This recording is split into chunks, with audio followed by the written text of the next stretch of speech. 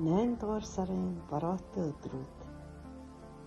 Жилийн энэ өдрүүдийн жирийн бус бороонд хайртай. Хөвж буу гудамжныхаа нуурмд тусыг ширтээд хөнгөн гуниж үнэн зүрхнээсээ мөрөөдөх дуртай. Улсын өрөө улам намссаар улмөргүй живхтэн дуртай. Хов хоосон агаарыг өтгөн манай эзлээд хорвоо дэлхийг дүүрэн болгоход нь дуртай.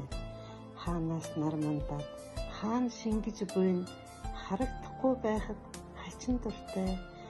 Хамны цагаас тэжээлийг нь салгаад хайрлсан бүхэн минь мөнх гэж итгэх дуртай.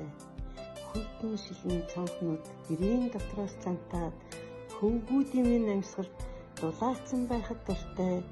Хүсэж уулзах чадахгүй бүхэн минь мөн түүний цаана хүрээд ирсэн мэт гинт санагдахад дуртай.